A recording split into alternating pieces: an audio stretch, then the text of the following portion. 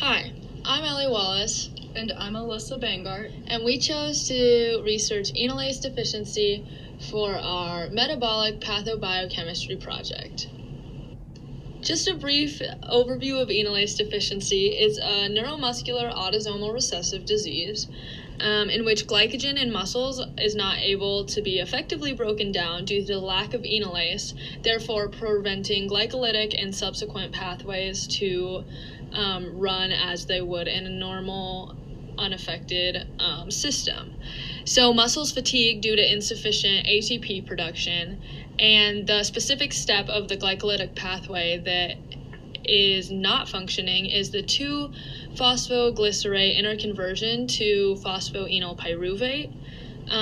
This obviously halts glycolysis and other metabolic processes that require the pyruvate, which is a end product of glycolysis. This enolase deficiency is also commonly known as glycogen storage disease type 13. So the prevalence and demographic of enolase deficiency, the prevalence is relatively rare. There are less than 10 known cases in the world, and all the cases known are either in Italy or the UK. As for demographic, all known cases have been found in Caucasian individuals, and the first case was reported in 2001. Enolase deficiency can either be early adult or later adult onset. There is a case study that reports signs of fatigue in an individual as young as 20 years old. One of the symptoms that is associated with beta enolase deficiency is physical skeletal muscle fatigue. Another symptom is exercise-induced myalgia, and secondary symptoms include rhabdomyolysis and muscle contracture.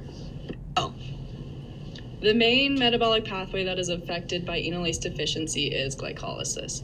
Glycolysis is a metabolic pathway which yields 4 ATP, 2 NADH, 2 protons, and 2 pyruvate molecules for the catabolism of 1 glucose molecule.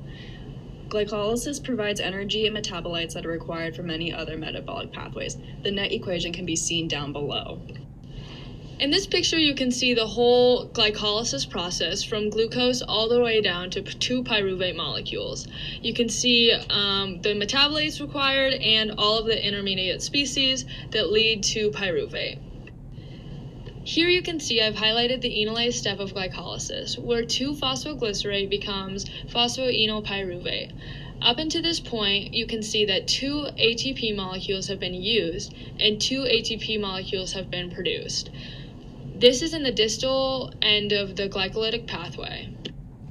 Here you can see the mechanism of enolase as it acts on glycerate 2-phosphate to form phosphoenolpyruvate. You can see that a lysine and a glutamate residue directly act on the molecules in the active site. Now that we've seen how normal enolase functions, let's talk about the etiology of beta enolase deficiency. The ENO3 gene encodes for the beta enolase subunit in enolase. Sequence analysis of the ENO3 gene of the proband revealed 2 missense heterozygous mutations, one of them being a glycine residue being changed to aspartate at the 156th position, and another of glycine being changed to glutamate at the 374th position. The missense mutation may impair the activity of the enzyme by reducing the steady state level of the protein. However, that does not mean that a non-functional protein is produced instead. Diving deeper into the genetics of beta enolase deficiency, the patient was a compound heterozygote, while his asymptomatic mother and sister each harbored only one of the mutations, in agreement with an autosomal recessive pattern of inheritance. The location where a glycine residue was changed to an aspartate residue is in close proximity to a histidine residue at the 158th position in human enolase. This is alarming because the histidine residue is an important amino acid in the enolase active site. The exchange of a glycine residue for a glutamate residue, on the other hand, is only going to affect enolase's secondary structure. As you might infer, the mutations in this primary sequence of amino acids of enolase cause a structural and functional change. A couple metabolic consequences are a result of the loss of enolase function. The first one being the loss of 2 ATP molecules produced in the subsequent steps of glycolysis, making glycolysis net neutral. Therefore, glucose molecules are being broken down, energy is being lost, and then regained, but no net ATP is being produced. Another consequence is the decreased levels of pyruvate concentration. When glycolysis is running fully, pyruvate is the end product along with the ATP molecules. Without pyruvate, there are many metabolic pathways that get shut down.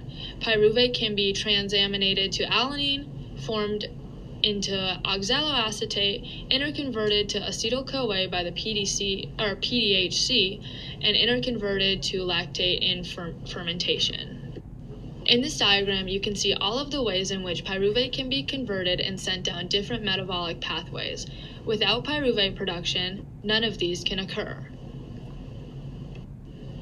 With that, there are obviously broader consequences that are associated with enolase deficiency, one of them being glycogen storage. Glycogen storage in the liver is significantly decreased to a decreased Cori cycle.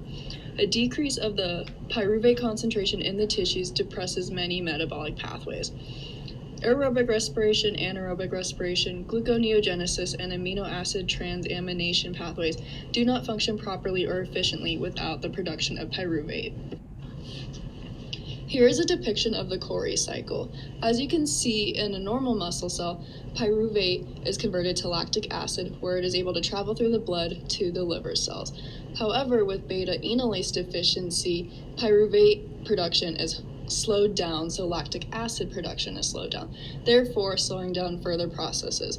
So when the lactic acid reaches the liver cell, the production of glycogen is also slowed because the production of glucose 6-phosphate is slowed. In this table, you can see the processes in which are affected by the decrease in pyruvate caused by the lack of function in the enolase enzyme. Here you can see the process, the enzyme in which normally acts on pyruvate, the role that pyruvate plays in the process, and the way that the process normally functions. In the last row, you can see what happens when pyruvate is not present. For aerobic respiration, the PDHC is unable to produce acetyl-CoA, restricting the citric acid cycle and further aerobic respiration. Therefore, the electron transport chain cannot produce as much ATP as it normally does. In anaerobic respiration, fermentation does not occur. This further prevents GNG in the liver and kidneys. For transamination of amino acids, pyruvate is normally transaminated to alanine. With a decrease in pyruvate concentration, less transaminations to alanine occur, therefore there's a decreased amino acid production. In gluconeogenesis, glucose cannot be resynthesized by pyruvate, and other metabolites must be used to enter the pathway. In this picture, you can see all of the fates of pyruvate. Clearly, it is very important in many metabolic processes. Now that we've talked about the consequences of enolase deficiency, let's move on to management and remediation. Largely, the symptoms brought on by enolase deficiency are managed by avoiding heavy exercise, and really the only treatment that is being done is to just treat the symptoms as they arise. For similar genetic disorders that affect metabolism, the deficiency is treated via dietary or supplemental enzyme consumption. Enzyme replacement therapy can also potentially be used to compensate for shortages. Although there is no known treatment of enolase deficiency, the outlook is still positive. There are many associations dedicated to raise awareness of these glycogen storage diseases. With that, I'd like to thank you for your time and attention during this presentation. See you next time!